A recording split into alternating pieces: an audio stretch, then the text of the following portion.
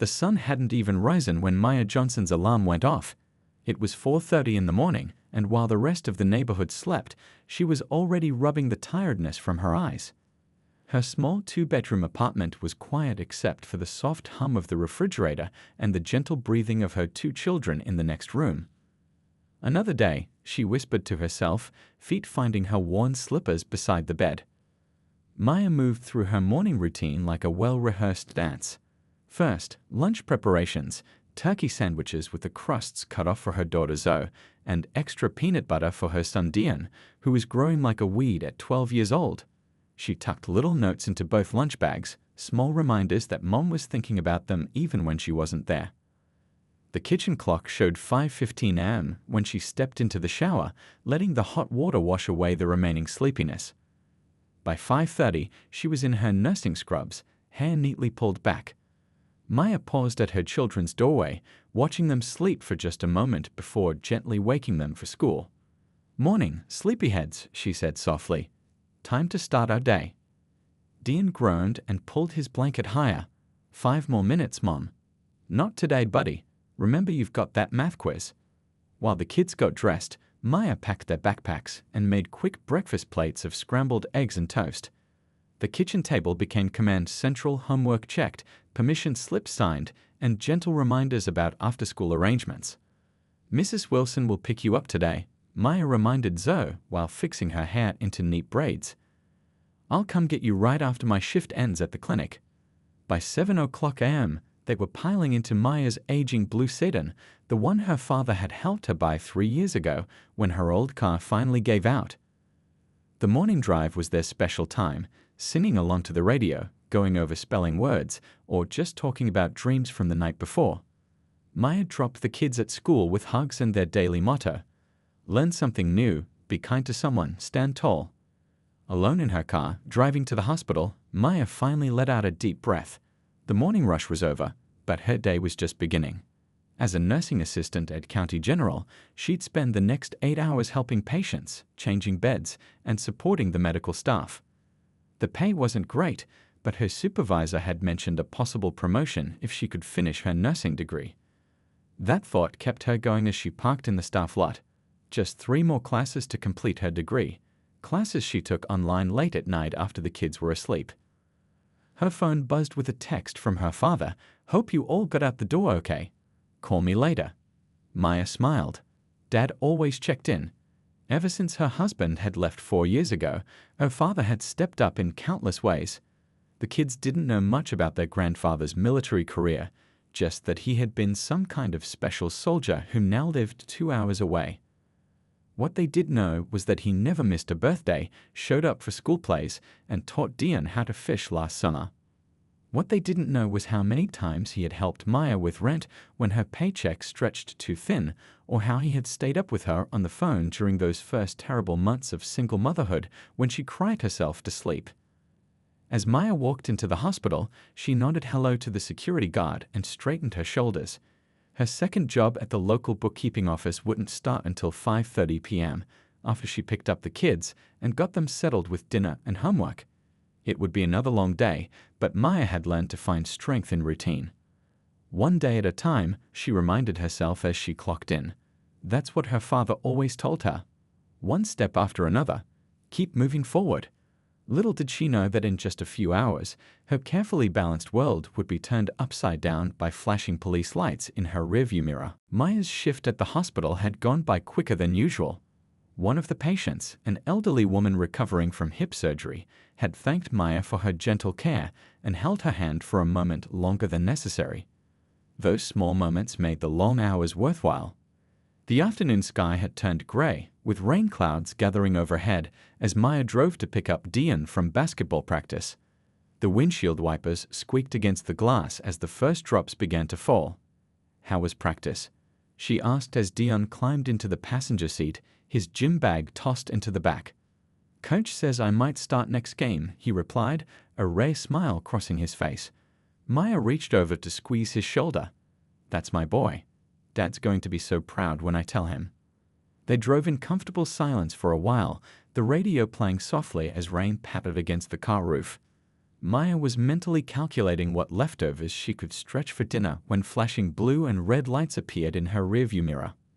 "Not again," she whispered, her hands tightening on the steering wheel. Dian noticed the change in her posture immediately. "Mom, what's wrong?" "Nothing, honey. Just a police car. I need to pull over." She kept her voice steady, but her heart had begun to race. This was the third time in less than a month, same route home, same time of day. Maya carefully signaled and pulled to the curb, under the shelter of a large oak tree. The street was quiet, most folks still at work or staying inside because of the rain. "Put your hands where I can see them, please," she told Dian softly. "Remember what we talked about?" The boy nodded, placing his hands on the dashboard without being asked. At 12, he was already tall for his age, already seen by some as older, more threatening than he was. They had had the talk last year, after a neighbor boy's father had been roughly handcuffed during a traffic stop. Maya checked her mirrors, watching as the officer stepped out of his patrol car. She recognized him immediately, Officer Reeves, same as last time, and the time before that. "License and registration," he demanded, shining his flashlight directly into her face, though it was barely dusk. The rain dripped from his hat onto her car door. "Of course, officer," Maya replied, keeping her tone polite and professional, the same voice she used with difficult patience. "May I ask why I've been pulled over?" "Taillights out," Officer Reeves stated, not lowering the flashlight. "Which one?" Maya asked, knowing full well that she had checked all her lights just last weekend after the previous stop. The officer's expression hardened. "Just show me your license and registration, ma'am." "I need to reach into my glove compartment for the registration," Maya explained carefully, "and my purse for my license." She moved slowly, deliberately, the way her father had taught her. The rain was falling harder now, drumming on the car roof. Dian sat perfectly still beside her, eyes forward, tension radiating from his young body. "Mom," he whispered as she handed over her documents. "We just got those lights fixed." She cautioned gently. "It's okay." The officer stepped back to his patrol car with her paperwork. Through the side mirror, Maya could see him talking into his radio. Her stomach nodded as another police car turned onto the street, lights flashing but no siren. "Why is another police car coming?" Dian asked, his voice rising slightly. "I don't know, honey, but it's going to be fine. We haven't done anything wrong." Officer Reeves returned, this time with his partner approaching from the other side of the car. "Step out of the vehicle, please." "May I ask why?" Maya said, fighting to keep her voice steady. "Just routine," he replied, but his hand rested on its holster. "Both of you, out of the car." The rain was coming down hard now, but neither officer seemed concerned about getting them wet. Maya looked at her son, whose eyes had grown wide with fear. "Officer," she tried again, "my son is 12 years old. It's raining. Could you please tell me what this is about?" Instead of answering, Officer Reeves opened her door. "Ma'am, your attitude is making this difficult. Step out of the car now." Maya took a deep breath. In that moment, she thought about her father, about what he would do, about the phone sitting in her purse, about the choice she now faced. The rain fell harder as neighbors began to appear on their porches, watching. Maya stepped out of the car slowly, rain immediately soaking through her thin scrubs. She turned to Dian, who was frozen in the passenger seat. "It's okay, baby. Come on out," she said softly, trying to keep her voice steady. Dian unbuckled his seatbelt and stepped out, water quickly dampening his basketball jersey. Officer Reeves moved back slightly, while his partner, a shorter officer with a buzz cut whose nameplate read Officer Miller, circled around the car. "Stand over there by the curb," Reeves instructed, pointing to a spot beneath a large maple tree. At least there, they'd have some shelter from the worst of the rain. Maya put her arm around Dian's shoulder as they moved to the spot. She could feel him trembling, though she couldn't tell if it was from the cold rain or fear. "Officer, could you please tell me what this is about?" Maya tried again. "My son is getting soaked, and we need to get home." "We received a report of a vehicle matching this description involved in suspicious activity," Officer Miller replied, though Officer Reeves shot him a look. "What suspicious activity?" Maya asked. "I was just at the hospital for my shift, then picked up my son from basketball practice. You can call the hospital if you need to verify." The officers exchanged glances. Officer Reeves stepped closer, towering over Maya. "Ma'am, your attitude isn't helping things. Do you mind if we search your vehicle?" "Actually, I do mind," Maya said, summoning her courage. "Unless you have a warrant or probable cause, I don't consent to a search." The rain was coming down harder now. Across the street, Mrs. Chen from the corner house had come outside with an umbrella. She stood watching, phone in hand. A few houses down, the Taylor family was on their porch, also watching intently. Officer Miller moved toward the car anyway, pulling open the back door and beginning to rummage through Dean's gym bag. "Hey, you can't do that," Dean blurted out, then immediately fell silent as Maya squeezed his shoulder. "I didn't consent to a search," Maya repeated, loud enough for the neighbors to hear. "Please stop searching my vehicle." Officer Reeves stepped closer, his voice lowering. "Look, we can do this the easy way or the hard way. Cooperate, and you'll be on your way soon. Keep giving us trouble, and we might need to continue this conversation downtown." Maya felt a chill that had nothing to do with the rain. The implied threat was clear. They could arrest her, separate her from Dean, set in motion a nightmare of paperwork, missed work, and expense she couldn't afford. But something deep inside her, the same steel her father had forged through years of standing her ground, wouldn't let her back down. "Officer, I know my rights. You pulled me over claiming a broken taillight, the same taillight I had fixed last week after you pulled me over then. Now you're searching my car without consent. My son and I are standing in the rain while you go through our belongings. This isn't right." More neighbors had gathered now. Someone was definitely filming. Officer Miller continued his search, pulling out Dean's basketball shoes and school notebooks, checking under the seats. "Maybe we should continue this at the station," Officer Reeves said, his hand moving to rest on his handcuffs. "For your own privacy." Dean's fingers dug into Maya's arm. She could feel his fear, and it broke something inside her. For years, she had taught him to be respectful, to comply, to not make waves. But what message was she sending if she let this continue? The rain plastered her hair to her face as she made her decision. She reached slowly into her pocket. "I need to make a phone call," she stated calmly. "Put that away," Officer Reeves snapped. "I'm calling my father," Maya continued, her voice finding new strength. "He'll want to know why his daughter and grandson are standing in the rain being harassed for no reason." Officer Miller had paused his search, glancing over with sudden uncertainty. "Lady, I don't care who your daddy is," Officer Reeves said, though something had shifted in his tone. "Put the phone down now." Maya's fingers were already dialing the number she knew by heart. The number of the one person who had always been there when the world turned against her. The one person whose very name could change situations like this. "Dad," she said when he answered, her voice clear despite the rain. "I need your help." The rain drummed against Maya's shoulders as she held the phone to her ear. Officer Reeves had stepped closer, his face tight with anger, but she stood her ground. "Baby girl, what's happening?"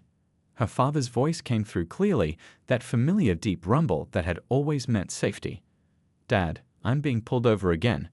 Third time this month, same officer. They've got Dean and me standing in the rain while they search my car without permission." Maya kept her voice calm but loud enough for the gathering neighbors to hear. Officer Miller had stopped searching the car, his hands frozen over Dean's backpack as he watched his partner. "Put me on speaker," her father instructed. Maya pulled the phone away from her ear and tapped the speaker button. "You're on speaker, Dad." "Who am I speaking with?" Her father's voice boomed from the small device, carrying the same tone he used when addressing new recruits. It was not a voice that invited argument. Officer Reeves hesitated before answering. "This is Officer Reeves, Pine Hills Police Department." "Ma'am, I need you to." "I wasn't speaking to the ma'am," her father interrupted. "I was speaking to you, Officer Reeves. Badge number, please." The officer blinked in surprise. "Excuse me." "Your badge number, officer. And your partner's as well." Rain continued to pour down as an uncomfortable silence stretched between them. Finally, Officer Reeves recited both numbers, which Maya's father repeated back to confirm. "Thank you. I'm Colonel Thomas Johnson, retired Special Forces. I'm currently on another line with Captain Rivera of your precinct. He'd like to know why you're conducting an unauthorized search of my daughter's vehicle." Officer Miller had fully backed away from the car now, closing the door he'd opened. The neighbors had inched closer, Mrs. Chen now holding her umbrella over a teenage boy who was filming with his phone. "Sir, we had reasonable suspicion," Officer Reeves began. "A taillight that was fixed last week after you wrote her a warning for it. That's your reasonable suspicion. Captain Rivera finds that interesting, as do I." Dion looked up at his mother, his eyes wide. He had never heard his grandfather use this tone before. The birthday present bringing, fishing trip taking grandfather was gone, replaced by someone with steel in his voice. "Sir, we're just doing our job," Officer Miller offered weakly. "Your job includes respecting citizens' constitutional rights," Colonel Johnson replied. "Now, unless you're placing my daughter under arrest, which Captain Rivera strongly advises against, I suggest you conclude this stop immediately." The air had changed around them. Officer Reeves' face had gone from confident to uncertain. He looked at his partner, then at the growing crowd of neighbors, several of whom were recording now. "We're just conducting a routine stop," Officer Reeves insisted, but his voice had lost its edge. "Then my daughter and grandson should be free to go," the colonel replied. "I've already informed Captain Rivera that I'll be filing a formal complaint tomorrow morning. I've also contacted State Attorney Brown, who happens to be an old colleague of mine from my time advising at the Pentagon." Maya watched as the officers exchanged another glance.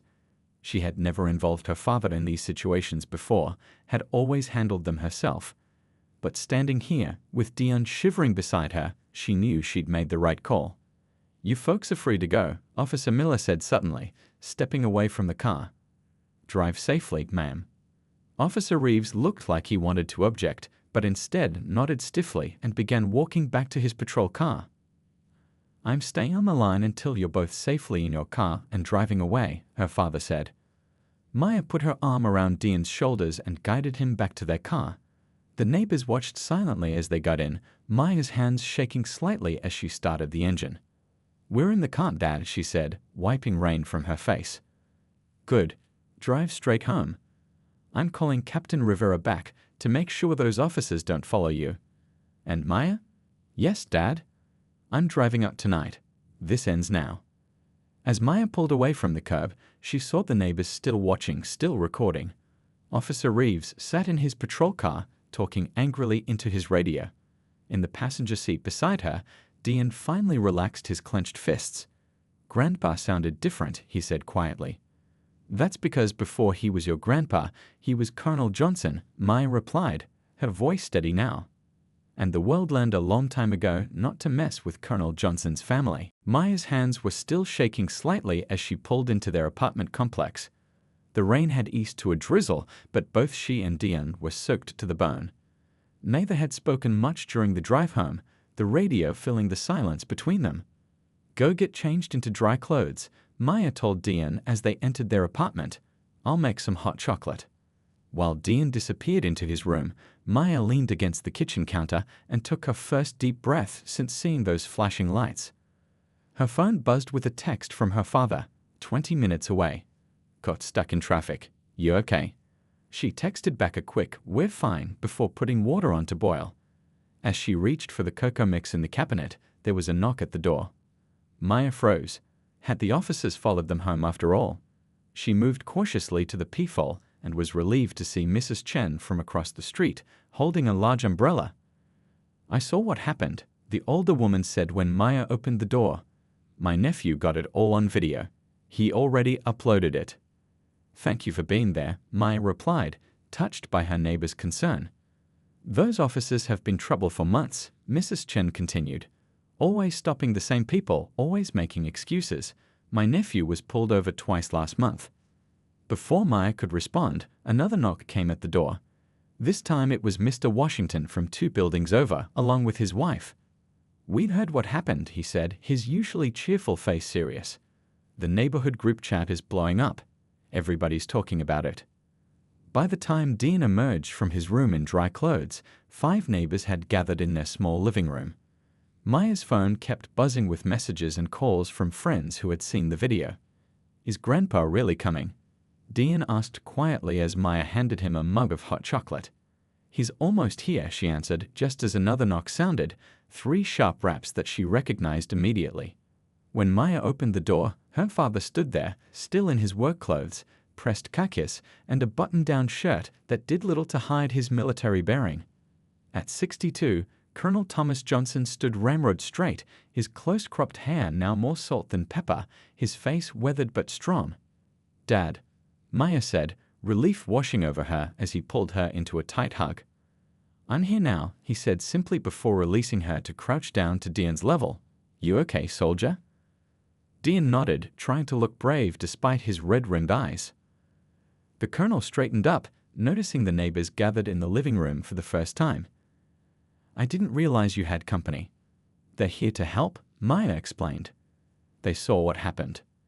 Mr. Washington stepped forward, extending his hand. "Thomas Johnson, I thought I recognized that voice on the phone. Didn't you serve with the Special Forces in the Gulf?" The colonel nodded, shaking the man's hand firmly.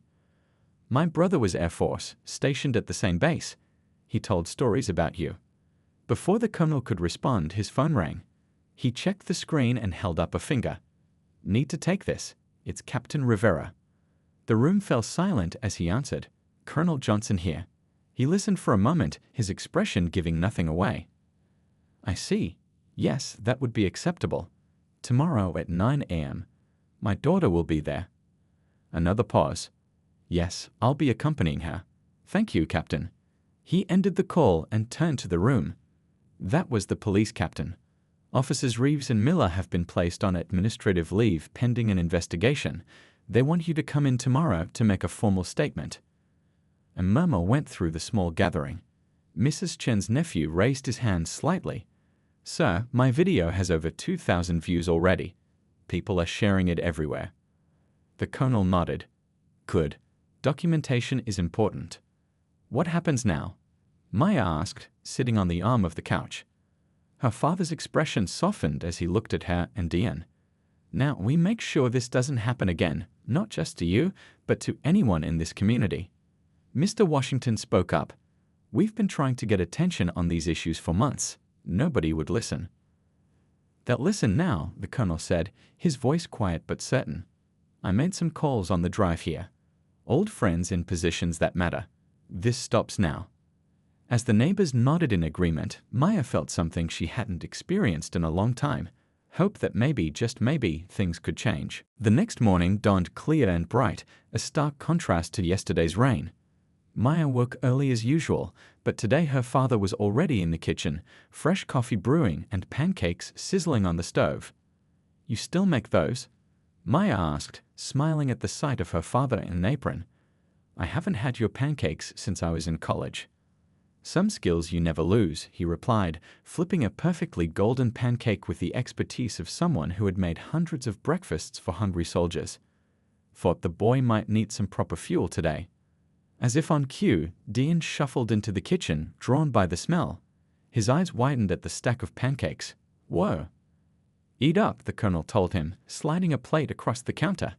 "We've got a busy day ahead." Maya sipped her coffee, watching her son dig into breakfast with renewed energy. It was amazing what a good night's sleep and the protective presence of his grandfather could do. The fear from yesterday seemed to have lifted from his young shoulders. "I called the hospital," her father said quietly while Dean was distracted by food. "Told them you needed a personal day. Your supervisor sends her regards." "Dad, I can't just skip work. We need the—" "One day won't break you," he interrupted gently. "This is important." By 8:30 a.m., they were dressed and ready. Maya had chosen a simple but professional navy blue dress, while the colonel wore a crisp button-down shirt and slacks. No military uniform, but he carried himself with such authority that he might as well have worn one. "You look like you're going to battle," Maya observed as they headed to the car. Her father's expression was serious. "In some ways, I am." The police station was busier than Maya expected for a weekday morning. As they walked in, several officers glanced their way, then quickly looked elsewhere. Word had clearly spread. At the front desk, Maya gave her name to the receptionist, who immediately picked up the phone. "They're here," she said simply before hanging up. Less than a minute later, a door opened and a tall man with salt and pepper hair and captain's bars on his uniform approached. "Miss Johnson? Colonel Johnson? I'm Captain Rivera. Thank you for coming in. Please follow me." He led them to a conference room rather than an interview room, a subtle but important distinction that wasn't lost on the colonel. Inside, two other people waited. A woman in a sharp suit who introduced herself as Internal Affairs Lieutenant Wilson, and a man who identified himself as Deputy Chief Thompson. "Before we begin," Captain Rivera said once they were seated, "I want to personally apologize for your experience yesterday. It was not in line with our department's values or procedures." Maya noticed her father's slight nod, a small acknowledgement of the gesture, but not full acceptance. "We've reviewed the body camera footage," Lieutenant Wilson added, placing a folder on the table. "As well as several videos posted by witnesses. The officer's conduct was clearly inappropriate." "Inappropriate is putting it mildly," the colonel commented, his voice level but firm. "My daughter and grandson were made to stand in the rain, while officers conducted an illegal search of their vehicle. This was after being stopped multiple times in the same month for a fabricated violation." The deputy chief leaned forward. "Which is why Officers Reeves and Miller have been placed on immediate leave pending a full investigation. But we'd like to hear directly from you, Ms. Johnson, about your experiences, not just yesterday, but the previous stops as well." For the next hour, Maya recounted each incident in detail: dates, times, the officer's behavior, the reasons given for the stops. The colonel remained largely silent, allowing his daughter to speak, but occasionally adding a pointed question when the officials seemed to gloss over something important. When she finished, Lieutenant Wilson closed her notebook. "Thank you for your candor. This is clearly part of a pattern we need to address." "And how exactly do you plan to address it?" the colonel asked, speaking the question Maya had been thinking. The deputy chief exchanged glances with Captain Rivera before answering. "We're implementing several immediate changes. All officers will undergo refresher training on constitutional rights during traffic stops. Body cameras must remain on during all civilian interactions. And we're establishing a civilian review board to examine complaints." "That's a start," the colonel acknowledged. "But there's another matter to discuss." He reached into his briefcase and pulled out a folder of his own. "I've taken the liberty of contacting civil rights attorney Harold Green. He's prepared to file a formal complaint with the Department of Justice regarding the pattern of discriminatory policing in this district." The room fell silent. The threat was clear but unspoken: fix this properly or face federal investigation. "I don't think that will be necessary," the deputy chief said finally. "We want to make this right." As Maya watched the officials scramble to address her father's concerns, she felt something shift inside her. The powerlessness of yesterday was gone, replaced by a fierce determination.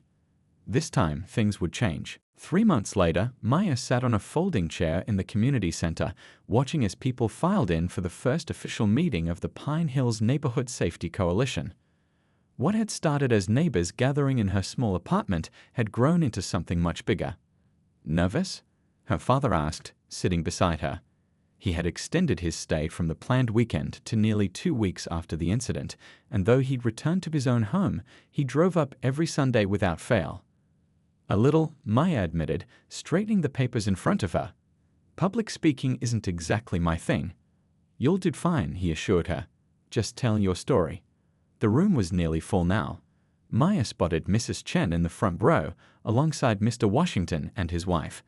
Several other neighbors who had witnessed the incident were there too. But there were also many new faces, people from across town who had seen the video or heard about what happened.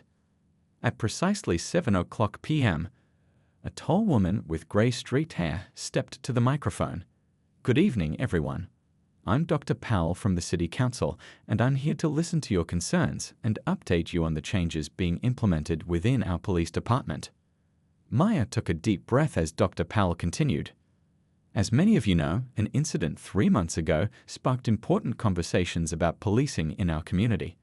Tonight, we have representatives from the police department, the mayor's office, and community leaders to discuss the path forward. But first, I'd like to invite Maya Johnson to share her experience." The room fell silent as Maya walked to the podium. 3 months ago, she would have been terrified to stand in front of all these people. But something had changed in her since that rainy day. "Thank you for coming," she began, her voice growing stronger with each word. "Most of you know what happened to my son and me during what should have been a routine traffic stop. What you might not know is that it wasn't just a one-time thing. It was the third stop in a month, all for the same supposedly broken taillight that was never actually broken." She described the incident clearly, without embellishment but without holding back the fear she'd felt as her son stood shivering in the rain. "I called my father that day because I didn't know what else to do," Maya continued. "But not everyone has a father who was a Special Forces colonel. Not everyone can make that call, and no one should have to." From the back of the room came a deep voice. "Tell them what happened next." Maya smiled, recognizing her father's prompt. What happened next changed everything. Not just for me, but for our whole community. She outlined the changes that had been implemented. The 2 officers involved had been fired after a full investigation revealed a pattern of targeted harassment. The entire department had undergone mandatory retraining on constitutional rights during traffic stops. A civilian review board had been established with real power to investigate complaints. But the most important change, Maya said, looking around the room, is us. This coalition. People from all parts of town coming together to say we deserve better, and we'll work to make it happen. When Maya finished speaking, the applause was immediate and heartfelt. As she returned to her seat, Dean gave her a thumbs up from where he sat with his friends. The meeting continued with updates from the police captain and community leaders. Plans were made for regular ride-alongs where citizens could observe police work firsthand. A new youth program would bring officers and teenagers together in positive settings. A complaint hotline had been established, monitored by the Civilian Review Board. After the formal meeting ended, people lingered to talk. Maya found herself surrounded by neighbors and strangers alike, many sharing their own stories of encounters with police.